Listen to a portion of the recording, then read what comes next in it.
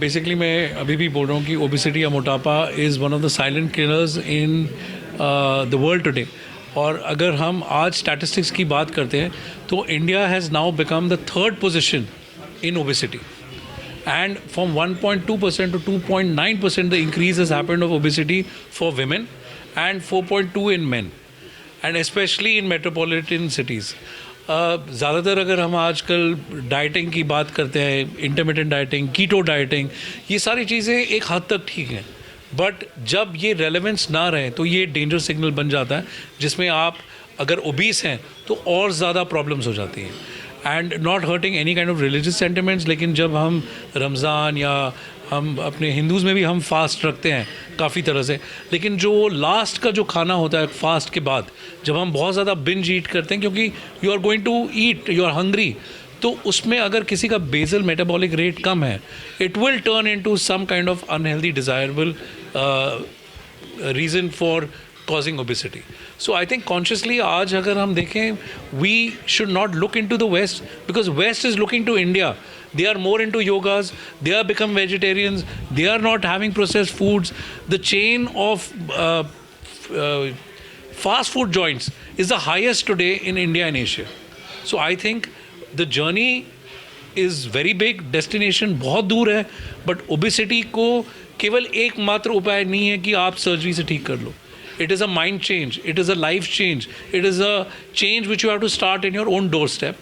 And obviously with माननीय हमारे जो प्रधानमंत्री हैं मोदी जी, उन्होंने बताया कि तेल को कम करें, lifestyle, I think it's an initiative. Government has to take care of policies, small things like opening more parks. If you put a tax of entering into central Delhi or CP more in your mobile, in your automobile, then people will come by cycle, will come by other things, by other like which is happening in Denmark.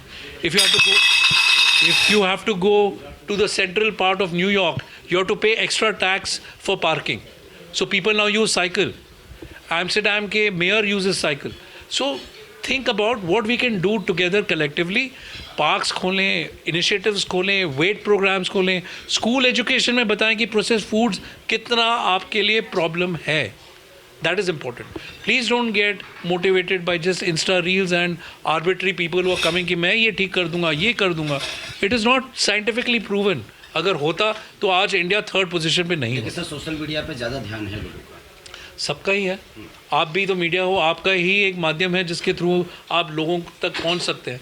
But आज वही चीज़ एक श्राप बन चुका है, because today anybody, even a 15-year-old child can pick up a phone, make a video and say कि today I have done this, आप ये फॉलो करें.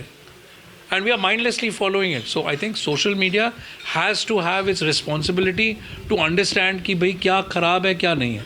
बट वो भी आपके हाथ में है. मोबाइल तो आपके हाथ में है, स्विच ऑन स्विच ऑफ आपके हाथ में है, फॉलो अनफॉलो आपके हाथ में है. So conscious decision by yourself is the most important factor to understand कि आप ओबीस हो या ओवरवेट. खाना तो बैलेंस्ड होना चाहिए. Every meal should be a balanced meal. Poshan mission जो बोले हैं, जो पोषण कंट्रोल है, ना ज़्यादा खाइए ना कम खाइए, टाइम पे खाएंगे. 2 घंटे का 3 घंटे का गैप ज़रूर होना चाहिए सोने से पहले और अपनी लास्ट मील से पहले. अगर टाइम पे नहीं आता है, लेट आता है, 11 बजे खाना, सो थोड़े हेल्दी ऑप्शंस ले लीजिए. आप थोड़े फ्रूट्स एंड नट्स खा लीजिए, सूप पी लीजिए. बहुत ज़्यादा हैवी तला हुआ पराठा, रोटी, दाल, चावल, सब्जियां, सब कुछ मिक्स करके लोगों की आदत है खाने की. सो उसमें थोड़ा सा माइंडफुल, थोड़ा सा अवेयरनेस, थोड़ा सा कॉन्शियस, ये हमारे को थोड़ा ध्यान रखना चाहिए. Small message for general category is that Get up and do your work. Don't lie down. Don't be lazy. yes, this work from home lifestyle I think is also taking a toll on people. लोग late के काम कर रहे हैं, सोफे पे लेटे हुए हैं. आप कितनी बारी ऑफिस जाके सोफे पे लेटेंगे? आपने जिस टाइम जूता पहना, आपके बॉडी का अपने आप एक सबकॉन्शियस माइंड से आप चलना शुरू कर देंगे. So please be active, wear your shoes, 10,000 steps daily.